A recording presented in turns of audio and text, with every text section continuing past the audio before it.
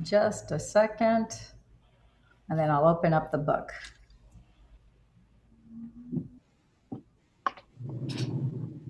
So does Zoom connect in with YouTube for live stream?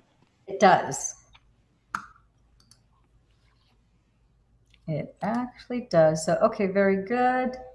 Oh, we got somebody else is going to, oh, Pam. Hello, Pam. Thanks for joining us. She might just be listening while she works. Yeah, that's fine. So I am here, guys. Oh, hi, Pam.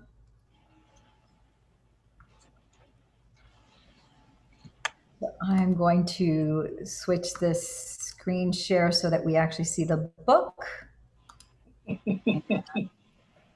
Oh, Am?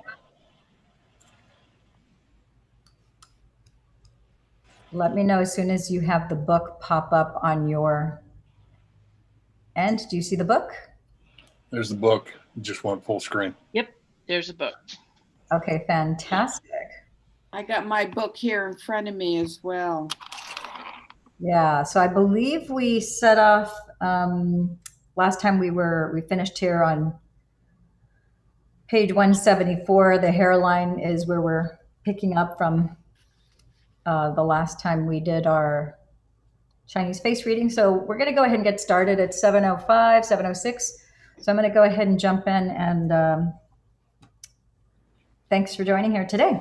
So the hairline. The hairline is considered a minor water area and mainly represents the effects of fear in childhood and adolescence.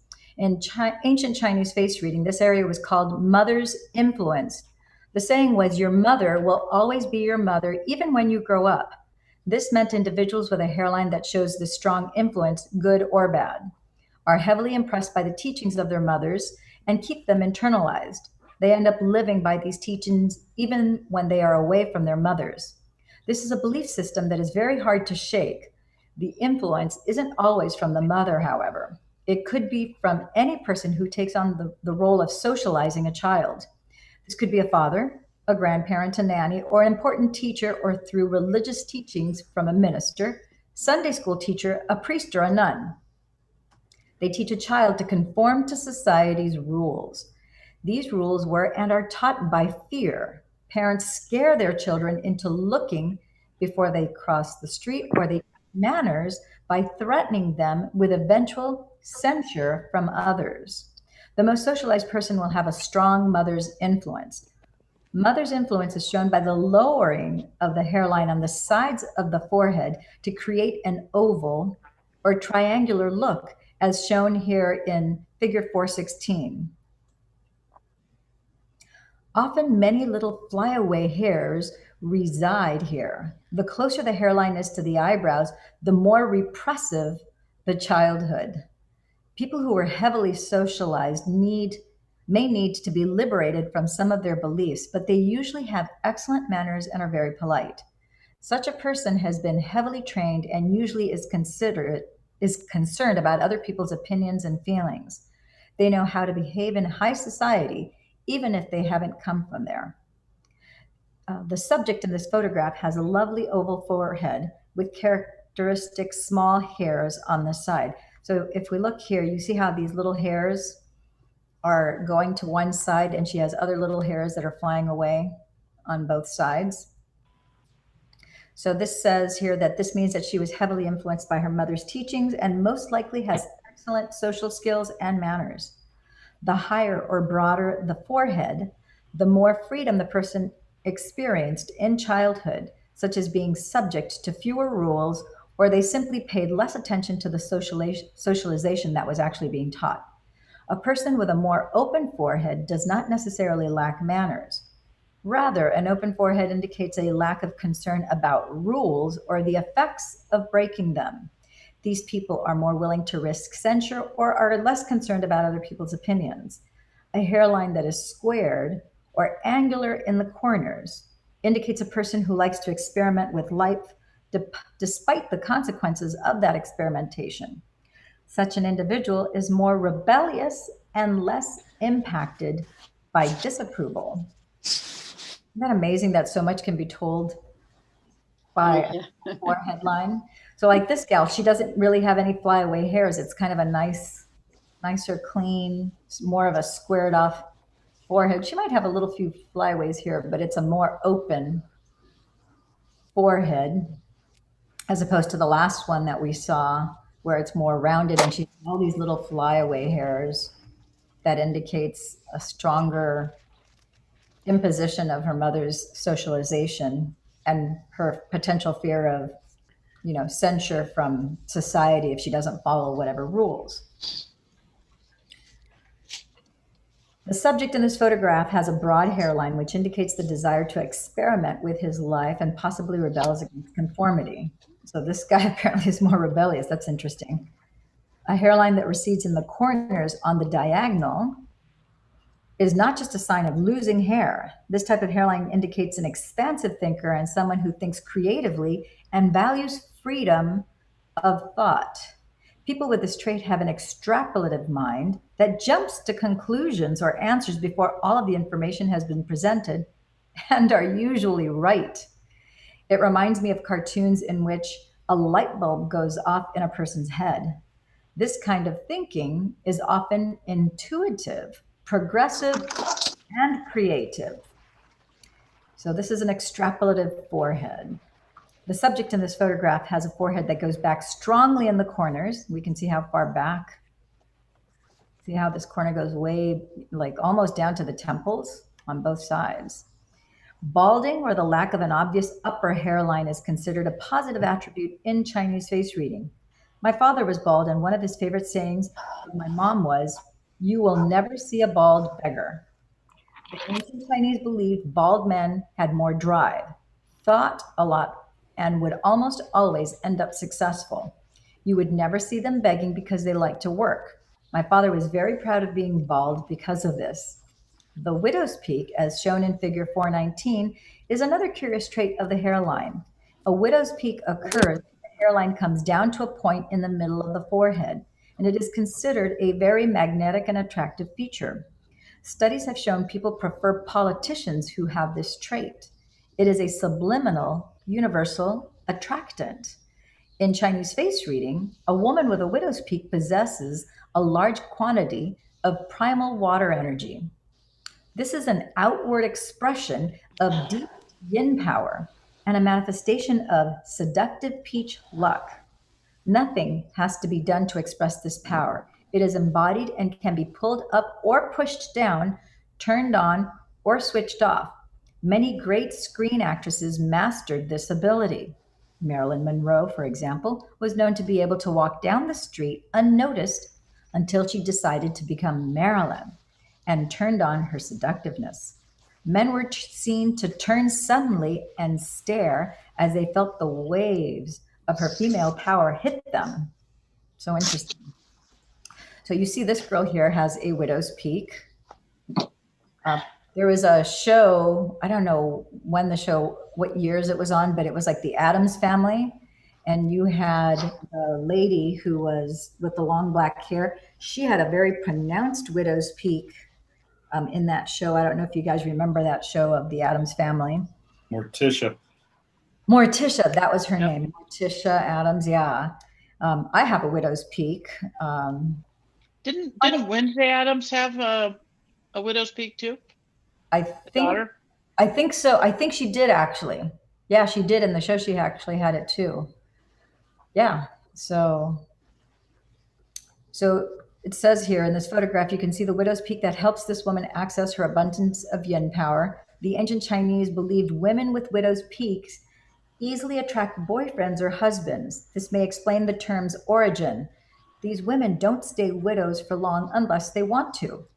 When one mate is on the way out, another one is usually waiting or shows up very soon after, and there is the potential for a longer life because of this deep reservoir of yin power.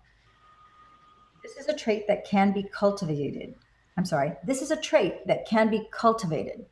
I once had a class of 14 women in a class at Yo San University in Los Angeles, 5 of whom had widow's peaks, and all 5 were involved in relationships. The other 9 wanted to know how to find a mate as well. So we performed an experiment. I had every woman without a widow's peak practice pulling up their yin power and expressing it outwardly. I had them imagine walking into a party where everyone was going to admire them. I had them do anything that made them feel more female. Go buy some new clothes, get a new hairstyle, try a new lipstick color, but most importantly, to just feel more like a woman. I cautioned them not to turn this trait off when men approached. It turned out all the women knew how to do it, but were afraid of getting too much attention. When they turned it off, they felt safer, yet they felt unattractive because no one ever approached them. By the end of 10 weeks, every woman had started growing a widow's peak. Hmm. That's insane. I had one student who had been flying in from Chicago to take her to lunch. One woman got engaged, and another woman had more dates in those weeks than she had had in 5 years. Most of them ended up in a relationship. One of the students told me her new boyfriend had wanted to ask her out for almost a year, but she had never seemed available until one day he got the signal that she had finally turned the available signal on. Isn't that funny? So subliminally, somehow the man picked up that she had finally turned on the available signal on. Interesting. Men have a variation of this trait as well. The M shaped hairline is also considered very attractive, but has more to do with the enhanced creativity and sensitivity. There are men, excuse me, there are men who aren't afraid of having deep feelings and being expressive. They are artistic types, and this is a special kind of attraction that draws people and especially women to these men. So here you see a guy with an M shaped hairline. You see a lot of actors with this M shaped hairline. So in this photograph, you can see the strong M shaped hairline, even though his hair is thinning, which indicates that this man has a great deal of creativity and sensitivity. So this is fascinating. So just basically, the women, all they had to do was focus on their femininity, and that increased more of their yin power. And I find it fascinating that they started to grow a widow's peak just by behaving and embracing their femininity, which from a neurobiological and chemical standpoint makes sense because your estrogen, as you embrace more of your female, as you behave more feminine, that increases your estrogen and progesterone. Believe it or not, there's studies from both UCLA and Stanford Research Institute that John Gray, the author of like 28 books, the guy who wrote Men Are From Mars and Women Are From Venus, he talks about that a lot of those research studies at great length in a book called Beyond Mars and Venus. And it has to do with how men and women, you, instead of having to take oral supplements for testosterone, progesterone, and estrogen and progesterone, you actually behave your way into balancing your hormones to also increase attraction and for you to be hormonally feeling at your optimum best. Interesting, isn't it? Yeah. Wow, that is. Yeah, I mean, it's amazing. It's like like the studies that he quotes in the book. He talks about how so for example, a woman who is, let's say, single, living alone, having to work to make a living, has to fix everything in her own home. She's the sole provider. She doesn't have anyone to depend on. She's obviously more in her masculine as a single working woman. So it's more important for a woman in that position to take the time to go get manicures and pedicures, get massages, spend time talking to friends after work. Just the simple act of talking on the phone with a girlfriend or getting to group with a group of other women, whether it's to play cards or just to chit chat, that activity will increase. Like if it's with a group of women, it increases estrogen and progesterone. If it's just you talking to a girlfriend, that increases your estrogen and lowers your testosterone so that you're more imbalanced. That's why you feel better after you talk to a girlfriend. And conversely, the same thing is for a masculine. And in order for a masculine to increase his testosterone, He has to go out there. He has to have some sort of struggle. He has to fix things. He has to work at figuring things out. He has to have a challenge. He has to have a goal, because his testosterone has to be 20 to 50 times higher than a female's testosterone for there to be any attraction. So, and there's ways for a guy to double his testosterone and for a female to increase her estrogen and progesterone and lower her testosterone, so she's not so much in her male side. It's all chemistry, but it's uniquely tied to behavior. And now we have another link here. This is showing us that even in your hairline, it's expressed, which I'm thinking, wow, that's pretty fascinating.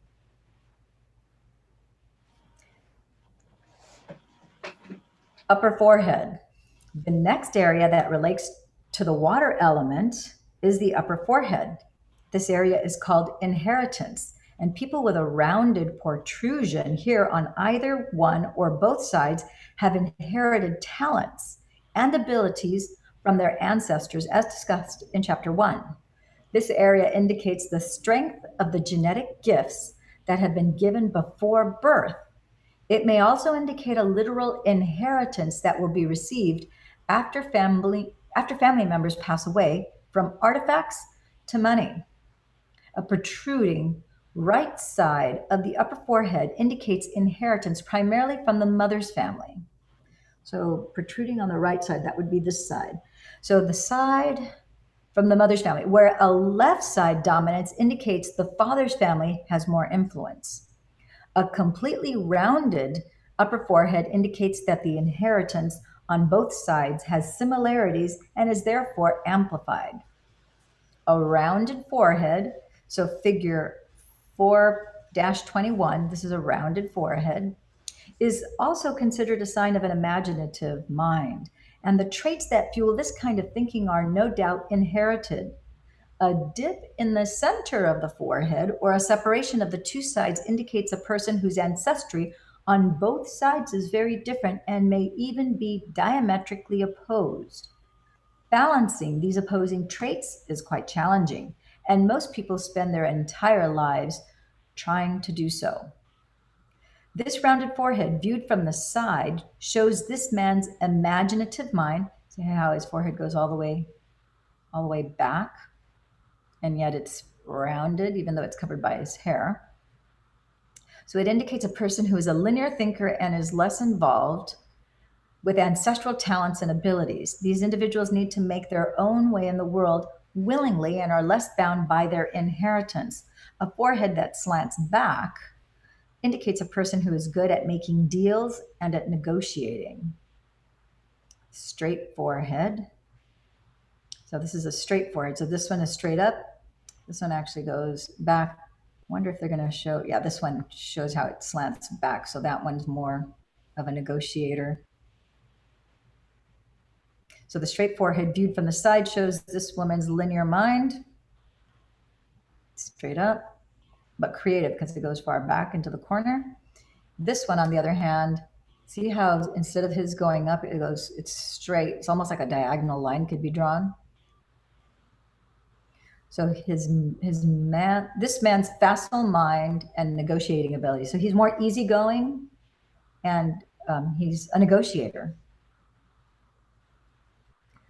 The under eye area is the best area on the face for evaluating the current physical functions or functioning of the kidneys. And this area is discussed in more depth in chapter 10. Did you guys want to pull any pictures on any people that you have with regards to foreheads and faces at this time, or do you want to wait more towards the end to do that? We can wait towards the end. I'm the standard forehead. Okay. So we're moving on to the philtrum. The philtrum is the groove between the nose and the mouth. This area was originally called fertility and creativity and was considered the lifeline of the face, as discussed in chapter 1. A wide philtrum or a long philtrum and a deep philtrum are all considered good signs of fertility and creativity. This area also corresponds to the reproductive area of the body and shows how well it functions. Traditionally, it was believed that if you had a strong groove, you had the ability and energy to have and raise a large number of children, especially if the philtrum had good color. A lack of color and extraneous markings on the groove can indicate fertility problems. A smaller philtrum, you can see chapter 10, indicates fewer potential children and decreased fertility. If you had a strong philtrum yet did not have any children, you were advised to become extremely creative or you would not live as long. Creativity gives more meaning to life and gives a person a reason to live longer, and becoming creative seems to make the philtrum size increase. Infertility problems will be discussed in detail in chapter 10. The width of the philtrum, pictured here, is indicative of strong fertility and creativity and shows potential good health in her old age because it is so wide at the bottom. So see how hers is so narrow at the top, and even though the groove is deep down through the middle, you can see how it creates like a triangle. Narrow at the top. So she didn't really have much energy when she was first born and growing up as a kid, but as she continued aging, her philtrum got wider and wider. So up until old age, she's going to have a lot of energy as she matures. This philtrum, on the other hand, is a deep philtrum. The puffiness of this philtrum and the high sides shows that this is a very deep philtrum, which indicates strong fertility and creativity. So this one also is very wide.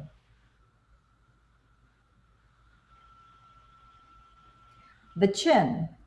Oh, The chin before we go on to the chin, Mhm. has anyone come or know the reason or what significance we can attach to a philtrum that is one side is angled and the other side is straight?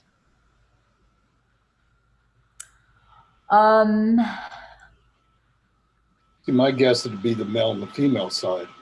Yeah, it has to do with, well, it has to do, I need some water. It has a little bit to do with your left side is your private side, your right side is your public side. It also has to do with, the mother's side and the father's side as well. I did the Chinese face reading too. I don't remember Dr. David talking about, having a flat lip or lip philtrum. We did talk about there are some people, and if you don't, once you start looking for it, you do notice it. There's some people who have no philtrum whatsoever. We're talking, it's the upper lip is completely flat. You'll see it in men and in women. So that's less creativity and less life force creative energy, obviously. And that's why they don't have a philtrum, because the fact that you have a deep groove and a wide philtrum indicates, the level of both creativity and fertility are tied together because it's creative life force energy. So that's all that's indicating. Conversely, I just saw there's a show, I actually took a screenshot of the actor. It was Martin Sheen. And if you look at him, his philtrum is just a line. Instead of it having a groove, it's literally almost like a wrinkle, like a line that just goes straight down, super narrow. Yes. That's sometimes, not too often, but that's another, it's just as, I think, unusual as somebody who has no philtrum where the upper lip is just smooth all the way across the top. That's also showing, I think, more compromised creativity and life force energy, because it's so thin and it's like a needle almost, like very, very narrow. I don't really recall if I could pull out my face reading 2 book, and I can see if I can find what it says about that lip. We talked about lips that were turned up versus lips that were turned down, or also the lower lip. When you sometimes will see people that their upper lip will be turned up to the point where it'll even create a line across the top. Mm-hmm. That's an indicator there is some sort of there is an impediment if you have an actual line across the philtrum, and whether it's up or down or sideways, that is some sort of blockage within fertility. So that's not a good sign to have a line straight across. There might be some over nurturing as well tied into that, but it's showing that there is one of your reproductive organs are affected. Otherwise, you wouldn't have that line across the philtrum. And it could be vertical or it could be horizontal.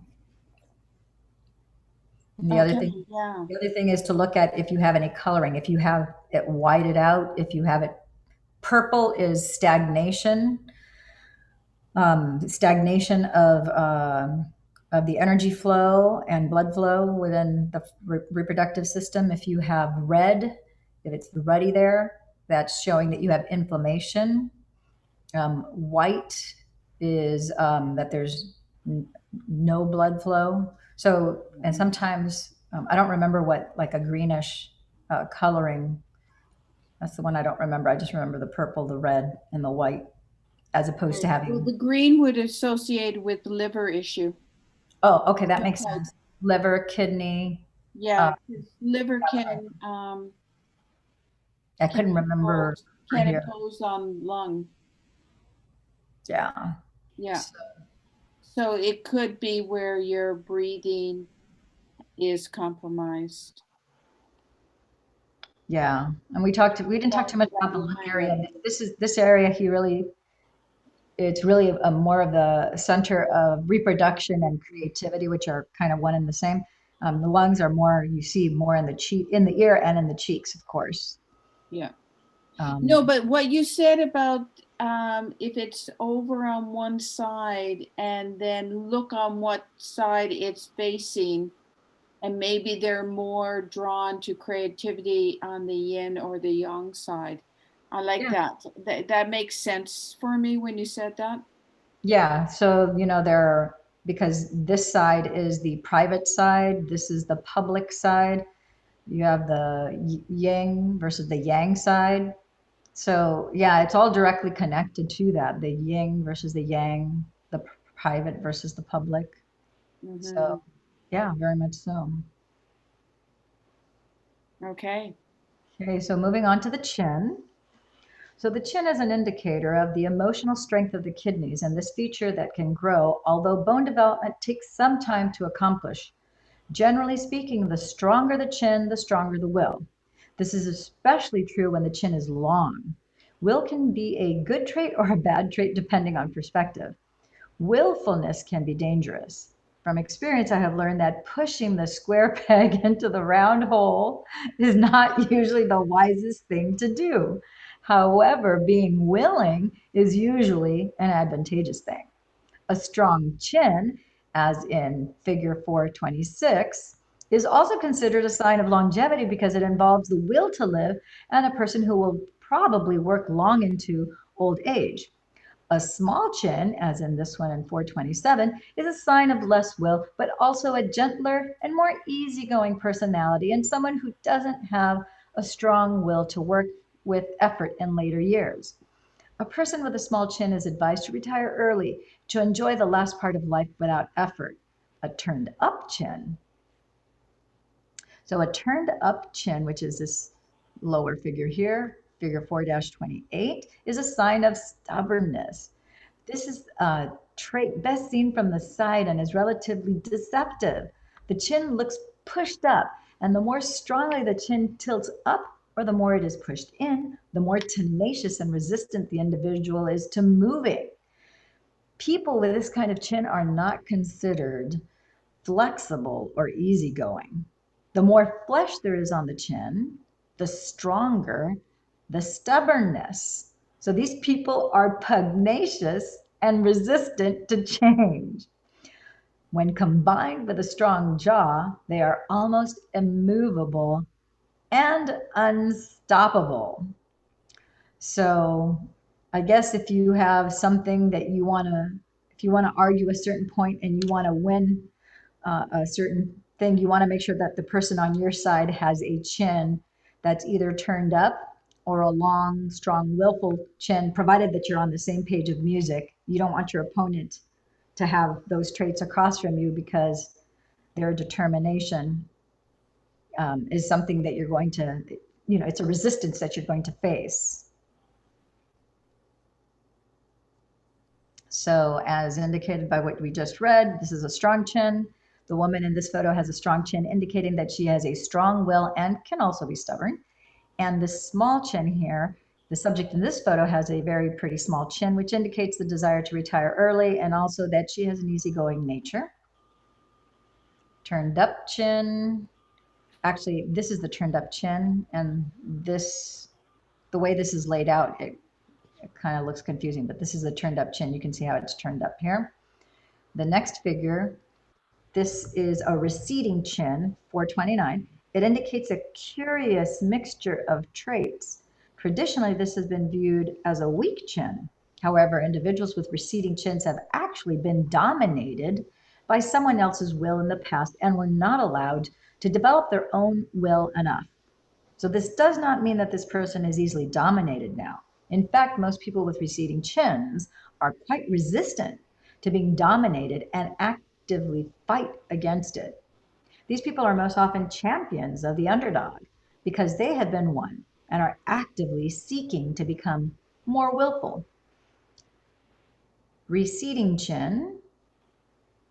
The receding chin in this photo indicates that this woman has been dominated in the past, but is most likely a champion of the underdog now. The shape of the chin is also has a meaning. Square chins, as in this one here, 430, show emotional strength and practicality. Rounded chins show diplomacy and an even disposition. That's, oops, I'm sorry, I didn't mean to do that. This is the rounded chin. The rounded chin in this photo belongs to a woman who is diplomatic and even tempered. So now you have the pointed chin. I think I have a pointed chin, as a matter of fact. The pointed chin in this photo belongs to a woman who's emotional, yet she can be indecisive. To the ancient Chinese, chins and jaws were both part of the mountains of the face and show strength. In some people, they can be connected so that they almost look like one feature. But the shape of the jaw helps evaluate the strength of the wood element. The wood features and traits. Wood is as forceful and determined as the wind, as supple as a spreading aspen stretching into a bright, cloudless sky. Harriet Bienfield and Ephraim Korngold, Between Heaven and Earth. That sounded so poetic. The strength of the wood element is shown in the power of the features that correspond to the liver. The liver is an amazing organ, and it enjoys processing toxins and then regenerating. It relishes in dealing with poisonous substances and clearing them from the body, unless, of course, it has to deal with too many. This physical trait of fighting the world is also manifested emotionally. People with strong wood have the ability to get very angry and enjoy expressing themselves through their tempers. This can manifest as the drive, work, athleticism, passion, and fighting spirit. Although anger can be toxic, it is dangerous to wood people only when used too much or too little. Wood people feel alive when in action, and their anger is a wonderfully motivating force for them. Because the liver also handles environmental toxins, people with strong liver qi can process drugs and alcohol better and react very well to herbal medicines, which are part of the wood family in nature and are mildly toxic. In fact, only people with strong liver qi are capable of substance abuse. Although this does not mean they will abuse substances, however, most alcoholics and drug addicts have very strong eyebrows and livers. People with limited liver qi would suffer from alcohol poisoning long before they became alcoholics. People with a strong wood element are also most prone to depression when the liver is stagnant or exhausted. The true strength of the wood element is shown in the ability to be active, both physically and emotionally.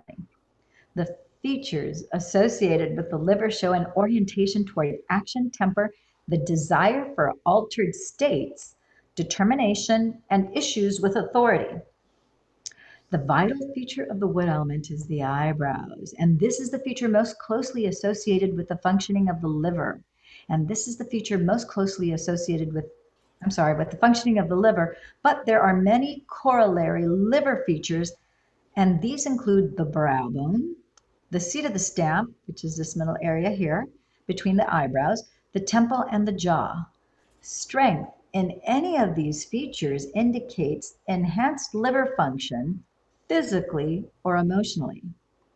and discoloration or markings can indicate deficiencies or compromised liver function. So basically, a thing to pay attention to are any discolorations and or any markings, any lines across or up and down, which, as we know from our class with Dr. David, you have a suspended needle, which has to do with someone having to manage annoyance, irritation, frustration. Someone who has two lines in between the brows, someone who's had to, over time, learn to manage their anger. In the past, they may have had anger, but they have now learned how to manage it. If they have two lines or three lines, that shows that they don't lose it anymore. They're able to control their anger. Eyebrows. So there are many shapes and sizes of eyebrows, but the most important quality about them is their size. Eyebrow hairs are called leaves of the tree and symbolize the primal strength of the growing tree. Any eyebrows that are large, long, bushy, wiry, or thick show a large amount of liver chi and the ability to express anger, drive, and passion. This is comparable to a tree with a big trunk and many strong leaves or needles. People with strong eyebrows have the ability to handle toxins in alcohol and medication. They also have the ability to get very angry and feel better when they release it. They are usually very athletic and focused and love to exercise. Thick eyebrows also indicate assertiveness. When there is additional bushiness or coarseness of hair, you have a person who won't take no for an answer. Such individuals could be referred to as pushy, even domineering. They are capable of volcanic anger, but also great humanitarianism. Although a strong wood person helps by leading the horses to water and then pushing their heads in to make them drink. But remember, they can also control or repress their anger better, which can lead to depression. When eyebrows have some strength, but also refinement, the liver is considered very healthy and balanced. These kinds of eyebrows give people a little extra drive, passion, and athletic ability. These people can't hold down their anger very well, so they often have a quick temper, but it is usually temporary. So this guy, you can see he's got very thick eyebrows. You see how the eyebrow goes up, then down. The fact that it goes up and down, these points indicate that they get the information and then make a decision. The subject in this photo has strong eyebrows with lots of hairs, which indicates that she has strong liver, strong drive, and a temper, although she is probably good at controlling it. And you could see that, they're pretty, they're laying down and they're going all the way across. They're not short and stubbly. So she has healthy eyebrows. The subject in this photo has strength in her eyebrows, but with refinement, which indicates passion and some athleticism. The eyebrows are thin, with fine, soft, or short hairs, are much more like delicate trees that sway in the wind with fluttering leaves. Individuals with these eyebrows tend to go with the flow more and can't be bothered to spend much time being upset. Their liver chi may not be as powerful, but the flexibility of these individuals can be an asset in life. People with sparse eyebrows with very few hairs are very passive and very easygoing. Or they can be reacting to too much medication, which can cause them to lose their eyebrow hairs. People with sparse eyebrows are perceived as gentle, but they can actually have a shorter fuse on their temper when they're overloaded. They can be high-strung when exhausted and snap rather than explode, but they do get over it very quickly.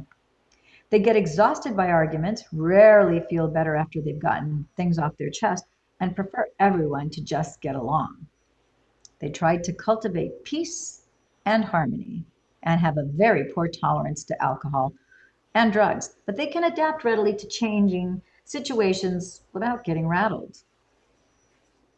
Every trait has its give and take.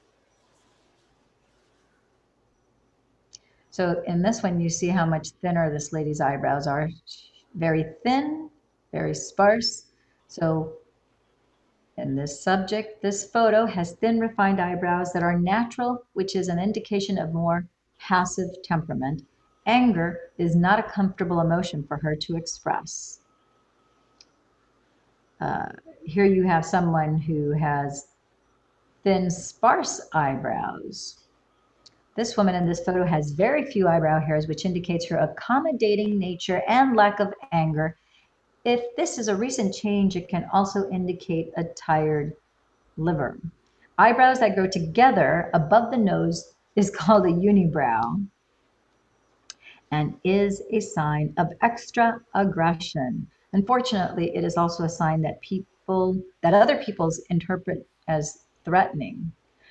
They then pick fights with these unibrowed people because they are so intimidated by their power. In actuality, people with a unibrow work very hard to control their explosive temper and aggressive nature and allow this powerful energy to emerge only on the playing field. In its most positive light, the unibrow is an extremely useful trait for contact sports. People with very strong eyebrows or a unibrow are most likely to hold or control their tempers because they know just how big their anger can be. Even they are afraid of that release. They tend to simmer and stew if they don't have an outlet, which can lead to depression. Therefore, they need to participate in a physical activity to work the tension and anger out of their body. These traits are tamed when there are only just a few hairs in between the eyebrows, but it still adds more more assertiveness and aggression on occasion. So it says here that they tend to simmer and stew if they don't have an outlet, which can lead to depression. So for these type of people, expression of that energy will relieve their depression. So physical exercise is a good outlet to let off the steam so that they don't hold it in and get ultimately depressed, because that energy has to go somewhere.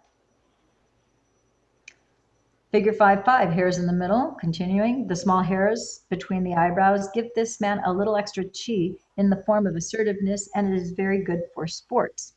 As the hairs of the eyebrows are leaves of the tree, the length of the eyebrows shows how long the branch is. This guy's got kind of longer hairs.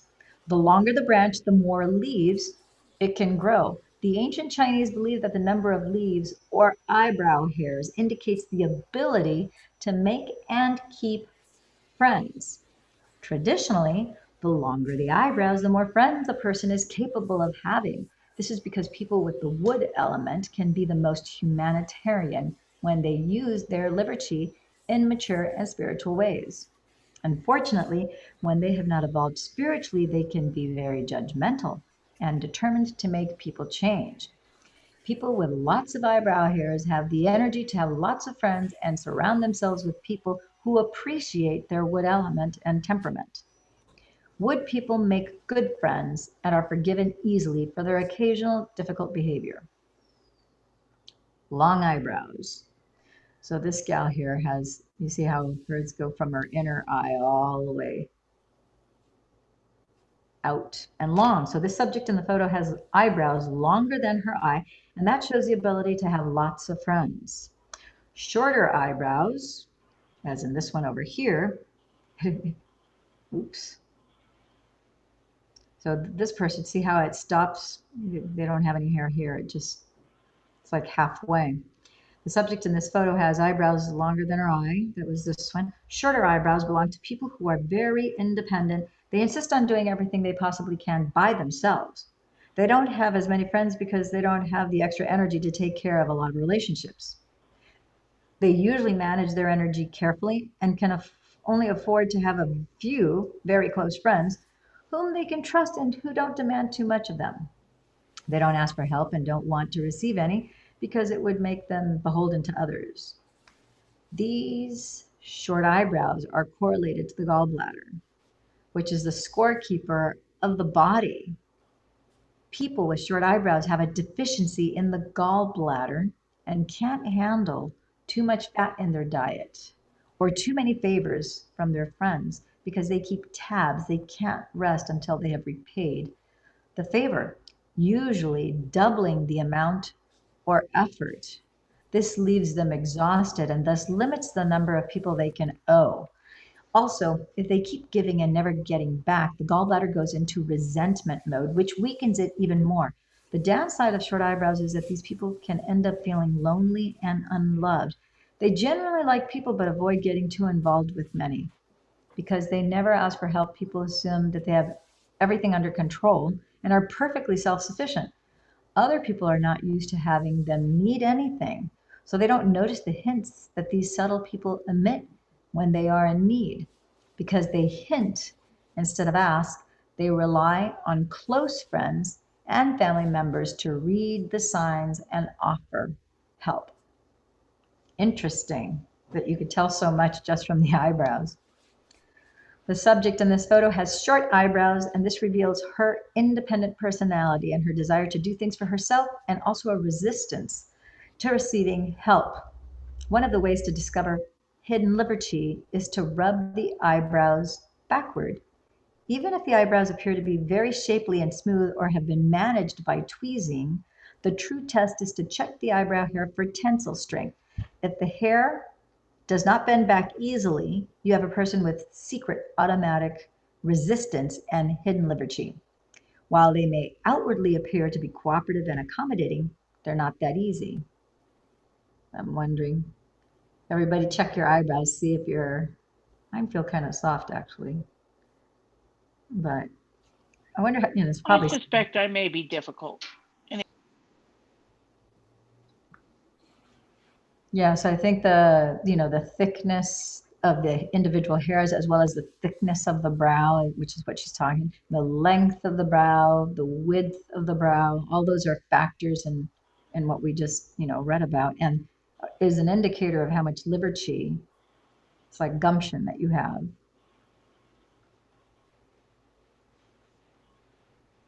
So it talks here about eyebrow hairs that grow long and wild are called mad scientist eyebrows. These eyebrow hairs look like they have a mind of their own and belong to owners that definitely have unusual minds. This trait is especially potent when seen on a person under the age of 60. People with this trait think out of the box. They are primarily men and are known as Mr. Fix-Its. They like nothing more than to have a problem to solve and live for the time when the light bulb goes off in their heads and they come up with a brilliant solution. This trait is amplified if they also have an extrapolative hairline. See chapter 4. The only problem with these occasionally inspired thinkers is that they sometimes forget that not all of their ideas are brilliant. They can get lost in their pondering and not listen or pay attention to what is going on around them.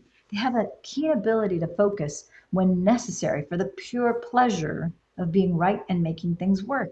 This is a highly valuable trait found in inventors and great thinkers. Like Einstein had long, wiry eyebrows. As you can see in figure 5.8, this guy has very long, kind of long and bushy eyebrows. The subject in this photo has eyebrow hairs that grow very long and wild. This indicates an inventive mind and a Mr. Fix-It personality. This is making me think right now. It's like I need to, the handyman I use, I need to favor the one who has the longest eyebrows. The next trait to examine is the arch of the eyebrow, and the shape of the arch determines the action orientation of a person. The stronger the arch, as in this person, the stronger the arch, the more active or decisive the person will be. Eyebrows that slant directly upward from the inside corner like a straight line belong to people who act fast. So this person, as you can see, it goes straight up. So they're a fast action decider. Very reminiscent of the Nike motto, just do it. These people like to do and do it fast. They don't wait for all the information because they don't like waiting around. These individuals have a strong streak of impatience. They think on their feet and decide quickly. So they are sometimes seen as rash and impetuous. Action-oriented eyebrows. This woman's eyebrow goes straight up, indicating her decisiveness and action orientation, When she makes up her mind, she does things fast. Eyebrows that are highly arched in the middle so that each eyebrow looks like an upside down V belong to people who work their way into decisiveness but are still quick to act. They need to think about things just a little bit, but once they decide, they go for it. Then they move quickly and forcefully. There is an aggressive quality to their action. That would be figure 510. So, yeah, so this one's arched in the middle, so the eyebrow looks like an upside down V. The subject in this photo has eyebrows that go up to an angle. When he decides to get something done, he does it. Yeah, whoops, sorry about that. So that's showing the decision, that point. It's like, get the information and then decide. You don't have to wait for him to act. Straight eyebrows reveal a person who likes to mull over decisions and takes time deciding. These kind of people act eventually, but after much deliberation, and are slower to react overall. They are much more likely to go along with someone else's ideas or plans and are a good match for people with strongly arched or V-shaped eyebrows. So it sounds like you have to match, like when it comes to couples, one that has the smooth eyebrows that will go along with the one who's the decision maker. So this woman in this photo has eyebrows that only curve slightly, so they are considered fairly straight across. She prefers to do things at her own consistent pace. Downturned eyebrows belong to people who get discouraged easily, or they may have the feeling they should give up before they are done. Their expectations of themselves are often too high, which accounts for their feelings of being overwhelmed. When confronted with difficult tasks or circumstances, they work best when encouraged frequently.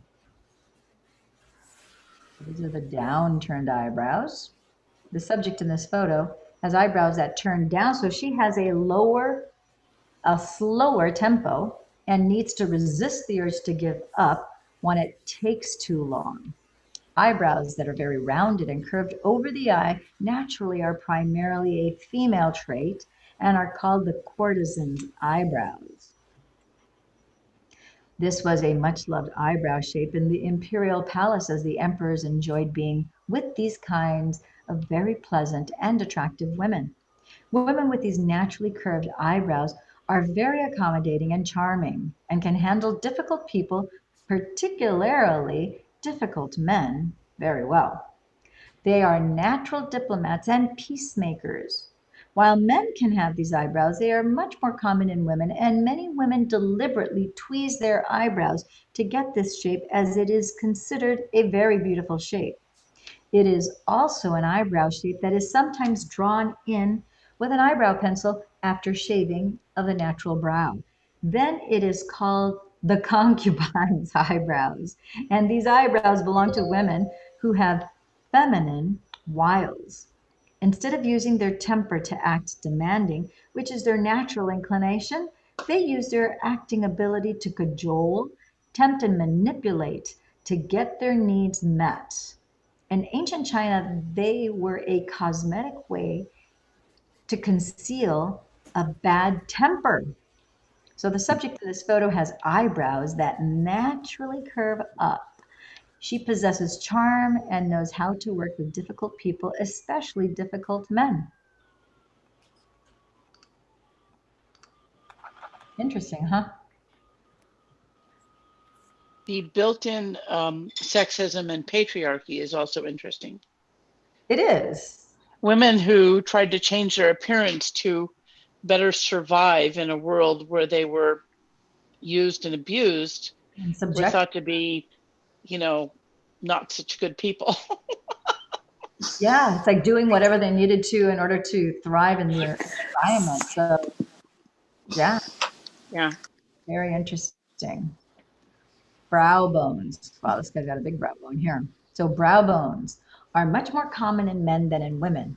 The development of the ridge of bone over the eyebrow correlates to higher doses of testosterone, which the liver is responsible for circulating. And these ridges are considered a sign of masculinity. They are usually stronger in men, and the women who do have them tend to be somewhat aggressive. There are several different degrees of protrusion, and in general, the stronger the brow bone, the more dominance this person desires or asserts. Brow bones signify an resistance to authority and being told what to do. These ridges are signs of power and leadership ability. They can also be associated with the rigid and dogmatic thinking. You can be assured that these people have a tremendous physical presence. They're usually very athletic and strong. They absolutely hate being told what to do and barely tolerate having someone else in charge. They're much happier when they are in charge. They need to be dominant in their personal relationships and are an authoritarian parent whose motto is, "My way is the only way." They have particular problems with women with large cheekbones that indicate bossiness. However, they love being a hero, being needed and coming in to rescue those who value their strength and help. So 514 strong brow bones. The man in this photo has very strong brow bone. This indicates that he doesn't like being told what to do and would much prefer to be the one doing the telling. You see how above his eyebrow, you could actually see the ridge of his brow all the way across. Like this guy is much more, it's like in the middle, but it's more subdued. It doesn't go all the way around.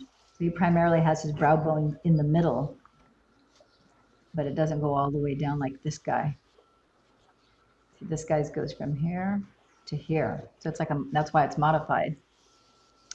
So if there's a dip in the middle of the brow ridge, you have a modified brow bone and a person who is easier to manage. So these people, both men and women, still hate being told what to do, but they seem to take it a lot better. What they like most is when they are asked very nicely. For them, how they are asked is more important than what they are asked to do. They still want to be in charge, but are happy with the appearance or even the illusion of power. They will bristle at orders unless they respect their superior. But because the brow bone is not quite as pronounced, because there's a dip in the actual center, they are usually easier to convince and enjoy being helpful. Although they still have issues with authority, they handle overseeing others better. They could be considered authoritarian. So this guy's got a modified brow bone, and the man in this photo has a fairly strong brow bone. However, there's a dip in the center showing that while he doesn't like being bossed around, he's much more amenable when he's asked nicely. That's interesting because I would think everybody would want to be asked nicely. So the seat of the stamp, 803. Okay, so we're gonna, this next section will be the last section, and then we'll go into pictures and we'll wrap this up at 8:30, okay? Okay. The seat of the stamp, in ancient China, everyone who is intelligent, talented, or politically savvy was given a position in the hierarchical government. To signify position, each person was given personalized chop, a signature stamp of varying size to sign correspondence or work. The higher the position a person held, the bigger the chop. This was a sign of their power, and the emperor had the biggest chop of all. On the face, there's an equivalent sign for the potential power in society. This area between the brows, above the nose, is called the seat of the stamp, or the father's influence area. This area is a minor liver area that corresponds to a person's issues with anger from the past that have to do with discipline, usually involving the father or the person who took the yang parental role. If this area is broad and clear and the eyebrows are spaced far apart, it means that this person had a benevolent father figure, and it is then called the father's blessing. So check out chapter 8 for that. The breadth of this area indicates having a father or other older mentor who encouraged business or worldly success, believed in the child's abilities, and taught about the natural order of the hierarchical structure of society. People with an open seat of the stamp or father's blessing are seldom, I'm sorry, So people with an open seat of the stamp or father's blessing area seldom burn bridges and usually gain a reputation for being easy to get along with. They do not fight against the system. They work well in corporations, and there is also an ability to assess the right time to make a move or to ensure their continual promotion upwards. When the eyebrows are close together and the area between the brows is narrow, you have a person with impatience to succeed. They don't want to wait their turn to move up the hierarchy. They usually have some issues with discipline from the past and believe they are deserving of the promotion because they are smarter, harder working, or otherwise more qualified than those above them. This is especially true if the eyebrows are held closely together with a frown. These people are more like lone wolves and like to work independently, yet also be in charge. They prefer to be in business for themselves where they are the boss. In organizations, they do best in situations where they are not heavily supervised. They rebel when given negative reviews and are touchy about criticism or perceived slights. They get irritated when their superiors act, in their opinion, incompetently. Although these kinds of people commonly work in corporations, they are usually considered slightly rebellious or powerful proponents of change. So if the area between these brows is marked by lines, an individual is impatient, irritable, easily annoyed, or frustrated. The liver is either overloaded with old anger or tired and incapable of handling any new anger. In either case, this area shows a kind of reactivity that is quick to respond to any form of attack from the outside. So for example, a person who's in bright sunshine will get these lines, but you have to ask why they don't wear sunglasses.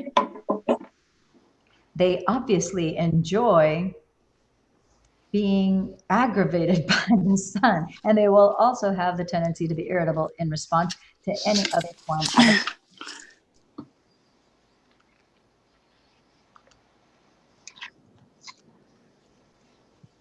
Let's see.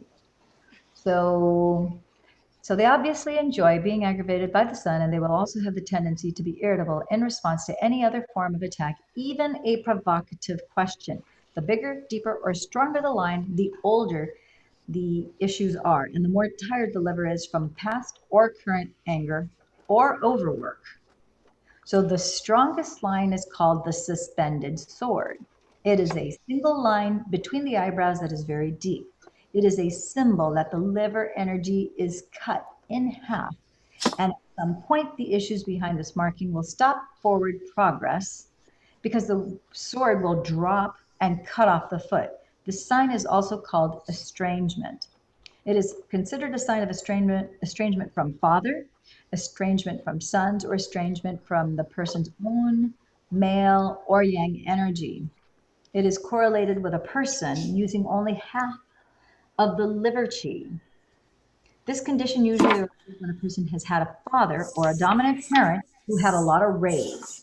Consequently, these children grow up believing that anger is very dangerous and destructive, and then suppress their own anger, which bottles up the liver chi.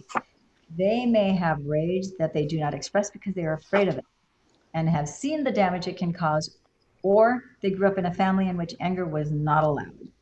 In either case, they're not accessing their full power. If they work through their issues about anger and learn how to use it appropriately, they discover that they have tremendous energy reserves that are untapped. This also applies to a strong but short line called suspended dagger. Here, there is a little less repression of anger, but there may be more passive aggressive behavior. So you have the suspended sword, which is a longer line down the middle and between the eyebrows, and then you have the suspended dagger, which is a much shorter one. We also have heard this named as the suspended needle, which is again the same thing as a suspended dagger. So a suspended line, oh, he talks about it here. A suspended line that is smaller and fainter than the suspended is called needle. Symbolic. Yeah. A single line that is smaller and fainter than the suspended sword is called the suspended needle. It is symbolic of smaller issues about anger that block forward progress because the needle will one day drop and stab the foot. This also impedes forward progress, but is more of an annoyance than a hindrance. It shows estrangement primarily from the person's own male or yang side. These people are afraid to offend, and although they secretly believe that they should have been given power, often don't have the assertiveness to go for it. They instead get angry that they are passed over or left behind. This line signifies difficulty getting angry or being as aggressive as they should be for success. There is usually a dislike of power and a disdain for those who act aggressively. So individuals with this trait believe that they are assertive, but may actually be acting quite passively and are prone to letting other people take advantage. There's also a tendency to smile when angry, which is a passive aggressive behavior, obviously. The two lines between the brows indicate people who are impatient, irritable, easily annoyed, frustrated, or impatient. They either have lots of old anger that they don't want to let out all at once, and so they spew it out in little bits, or they have a very tired liver that is overreactive to any supposed slight. The target of the irritation, frustration, or annoyance is rarely the one who caused it in the first place, so expressing it doesn't get rid of the old anger, a phenomenon called displaced anger. This is an extremely common marking in our stressful world because everyone seems to get annoyed or irritated with rush hour traffic, poor service, or other cranky people when they are really angry at someone or something else. This behavior has created an epidemic of lines between the brows and my everywhere I look. Pam, can you mute your audio, please? Sorry, I thought it was. Yeah, I tried to mute it, but for some reason my mute button won't work on your thing there. So conducting, did I actually, how did I jump? Somehow I touched something in this. Did you guys see what page?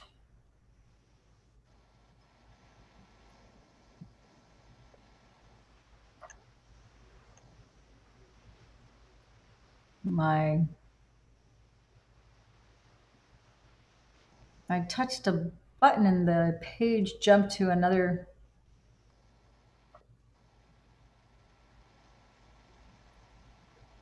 Spaces.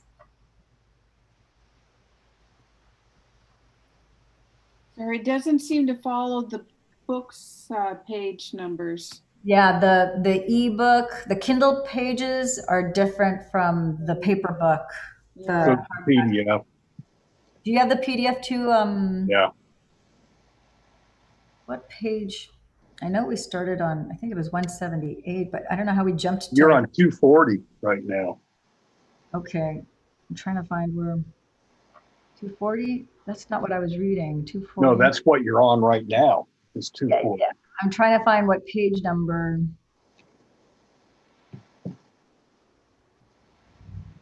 Oh, here we go. Yeah, I don't know how I jumped like 30, 40 pages. Brow bones, the seat of the stamp.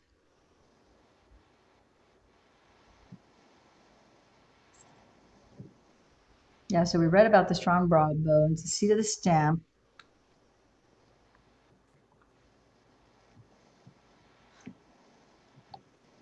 Yeah, that's the page you were on. Yeah, this is where I somehow jumped. Yeah, because we're going to end here.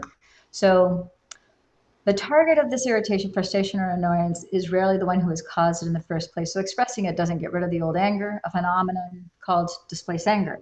This is an extremely common marking in our stressful world because everyone seems to get annoyed or irritated with rush hour traffic, poor service, or other cranky people when they're really angry at someone or something else. So this behavior has created an epidemic of lines between the brows in my clients and everywhere I look. People are lining up to get Botox injections to paralyze the nerves in this area and get rid of these lines. It might be a lot smarter and a lot healthier to learn to express anger when needed and then let it go. We need to lighten up and get mad only at the things that are worth getting mad about.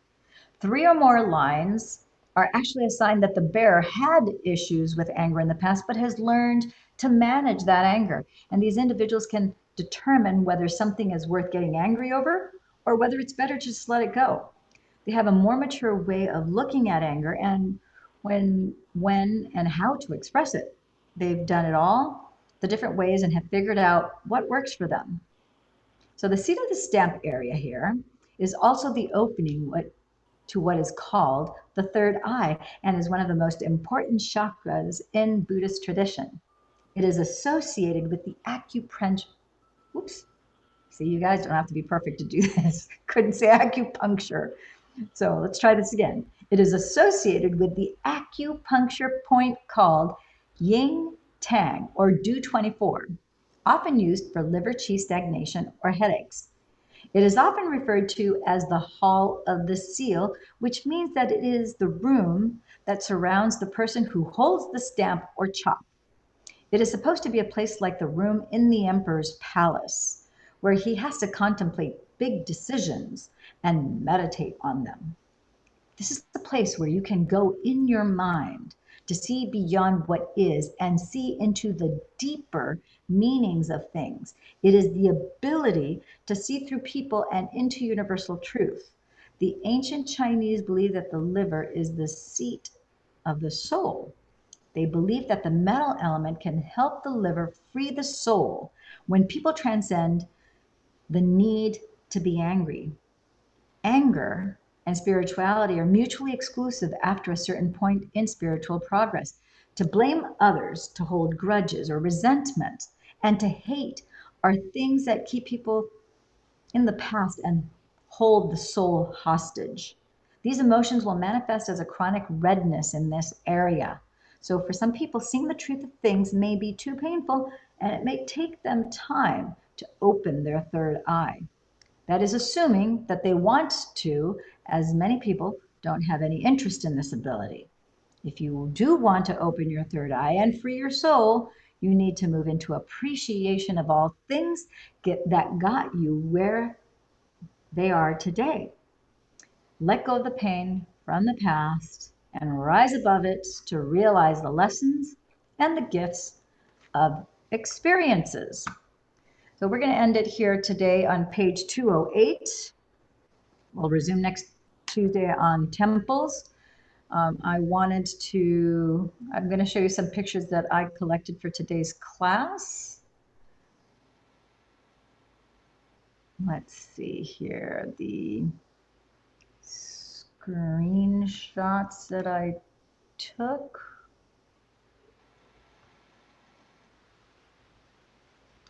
I think this is one of them.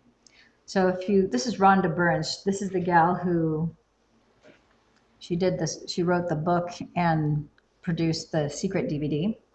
And you can see she definitely has the courtesan eyebrows. She has a large father's blessing. Sorry, we can't see it yet. Not seen it. Oh, you can't see it yet? No. Still the book. Yeah, sorry about that.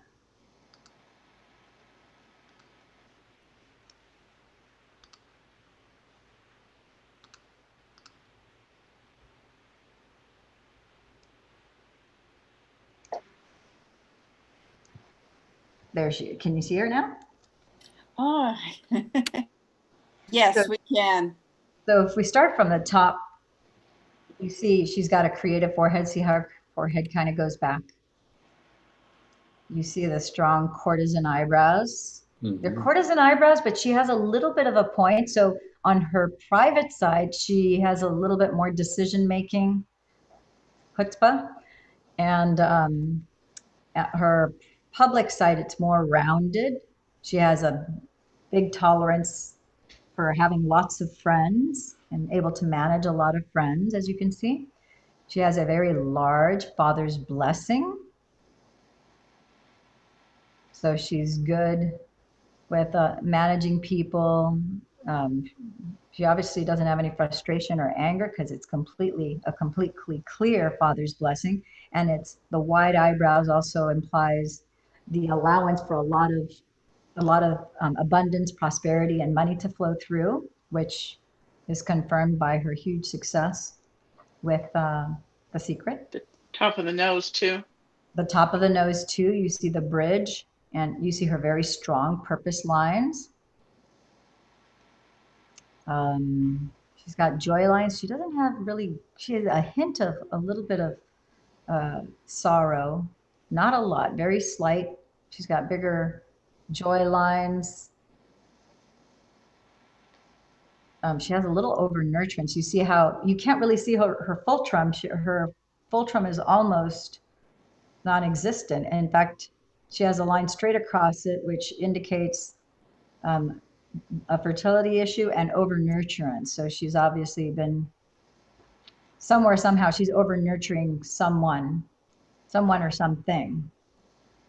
You don't see any philtrum whatsoever. So if it weren't for that line across, it would be a smooth philtrum. She has a Cupid's bow for lips. She has a larger mouth because you see how it's like, if you draw a line here, it's beyond this pupil and almost right straight above at this pupil. So she's got, instead of a Goldilocks mouth, which is average size, it's a little bit bigger, which indicates that she's pretty generous. The fuller lips, finer things in life. She's a sensual person. Are there other things that you guys pick up maybe from her kind of a more rounded chin and other features that you see on her? It's hard to tell. Of course, it's hard even to tell on the mouth size when she's smiling, but it almost looks like she might have, her chin might recede a tiny bit. It's possible. So she might have some learned stubbornness there, which wouldn't surprise me. I actually heard her on a podcast not long ago talking about, what she went through to make that movie and so on. Yeah, that's where I took the screenshot, was from Lewis Holmes' YouTube podcast, which she rarely gives interviews. So he mentioned that also in the on the YouTube interview. It's like, wow, I was doing research on you. I couldn't find you anywhere. It's like, you don't ever give any interviews. So I guess she's a pretty private person. I'm noticing on her eyelids, her right eyelid is more droopy than her left. So maybe she, in public, even though privately she doesn't take in all the criticism, it still is affecting her to some extent. Yeah, and because it's on the right side, it also indicates that she may have received criticism from her father.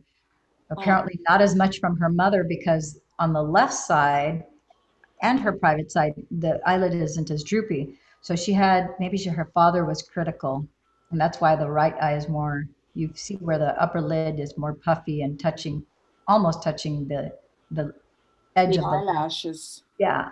Whereas on this side, it's more open. There's less of a droop. So obviously she had more of a critical father as evidenced by, just looking at her face. Also, if I remember right, David has also said that line across the philtrum is also indication of breathing issues. So he may need fertility, breathing, and potentially, I know if it's across the nose, that's blood sugar issues. Yeah, blood sugar issues. Here it's breathing issues. Here it's you're giving away your chi. Yeah, she doesn't have it on the chin, but she definitely has it above here. So there is some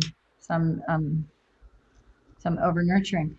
I have another picture of another person. Let me see. Give me a second.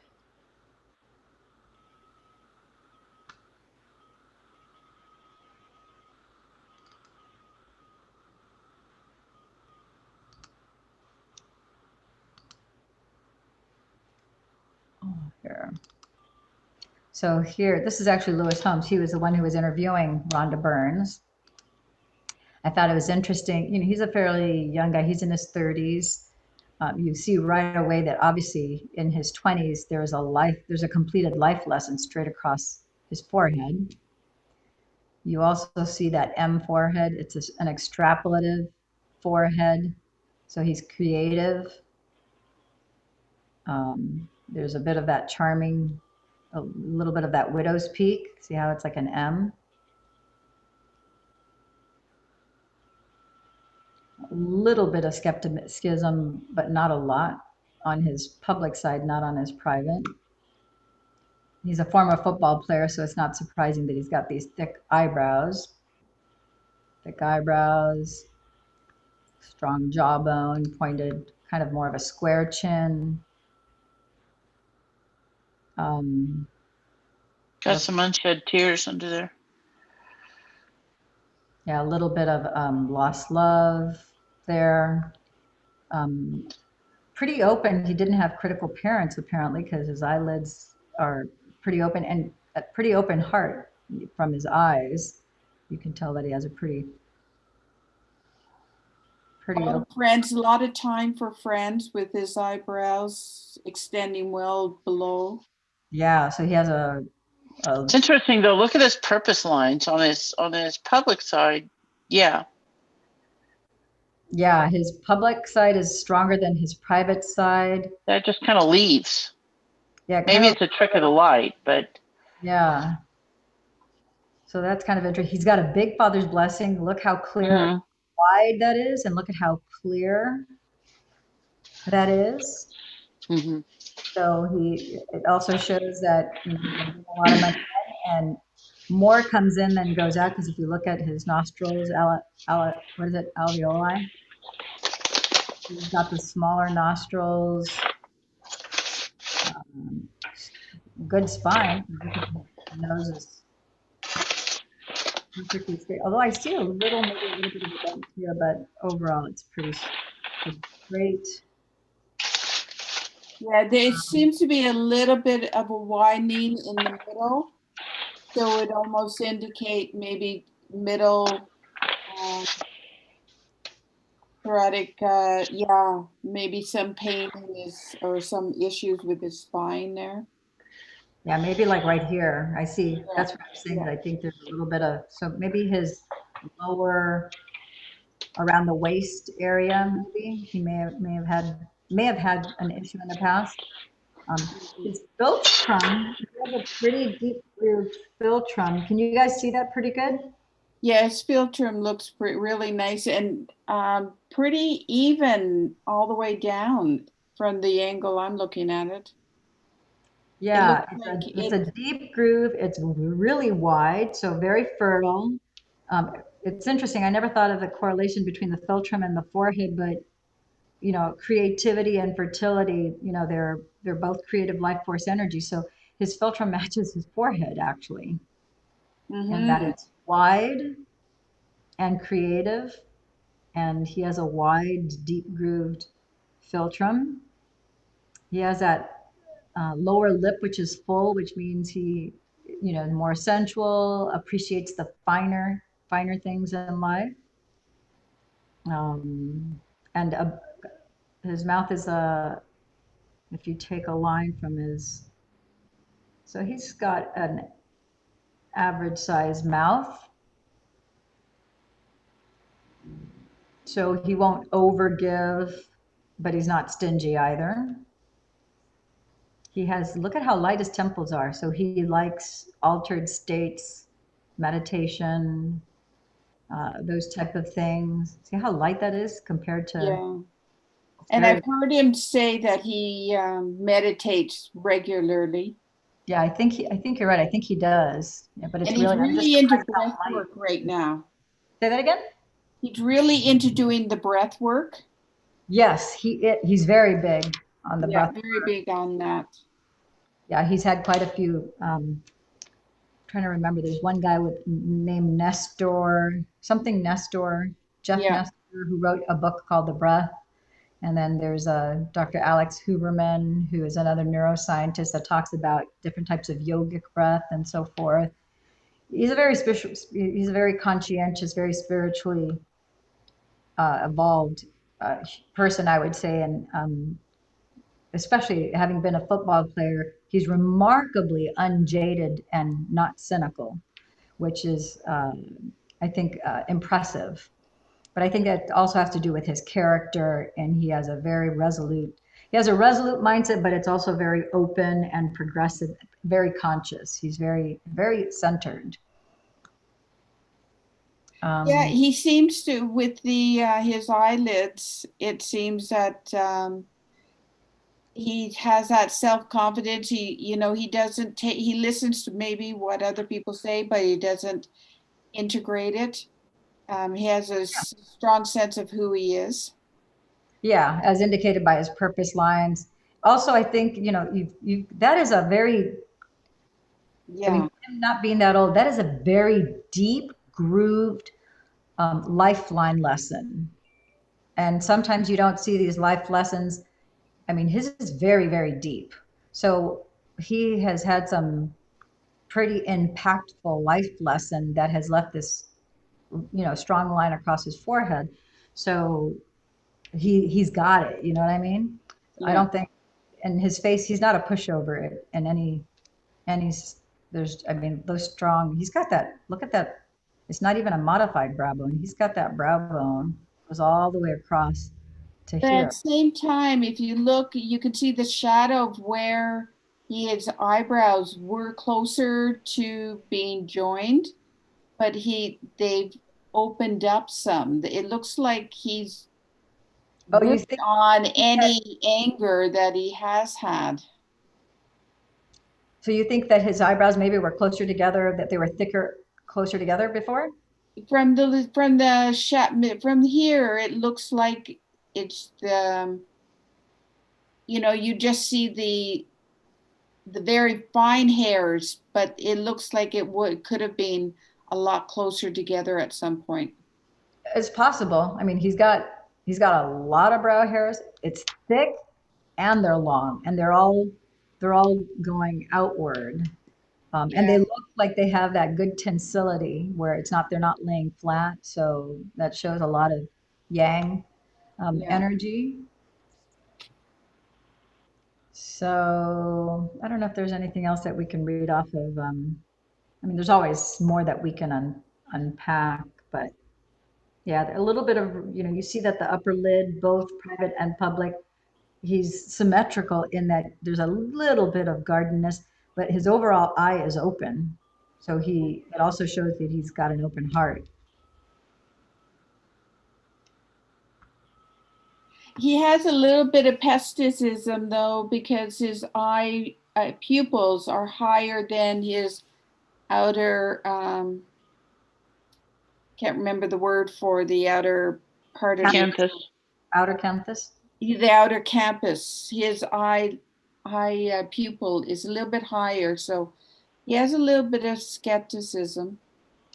Even when you can see they don't have those skepticism lines here, or skepticism. I mean, he's more he's not optimistic. You're trying to say pessimistic. That's right. Yes. Thank you.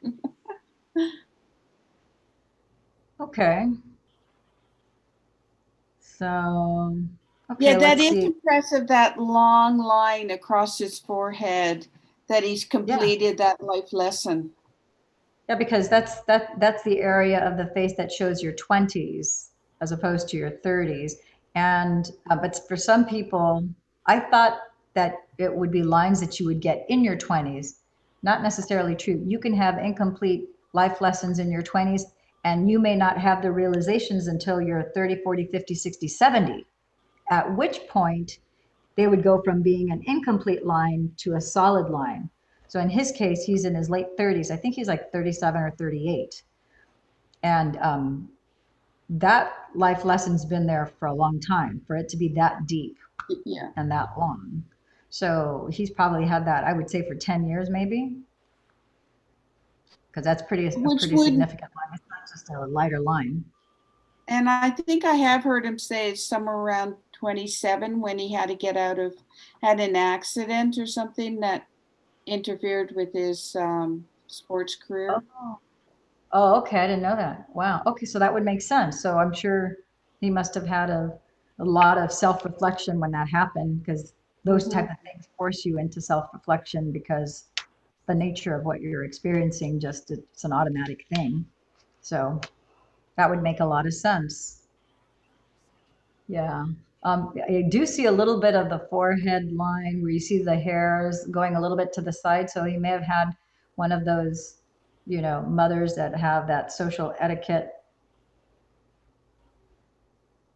thing where, the whole propriety thing. But yeah, we are at 8:35, so we're going to call it a day here. But thank you guys for joining us for the Chinese face reading. We will do this again next Tuesday, same time, same place. And we will post that both in the Facebook group as well as the WhatsApp. Susan, Chet, Pam, and anyone who's called in, thank you for joining in. And I will be rendering this and posting. The live version is already on one of the YouTube channels, but we'll put it on the Love and Money Secrets TV channel for the rest of the group to watch after we're done here today. All right? Thanks. All right. Thanks. Take care, you all. Ciao for now. Bye. Bye.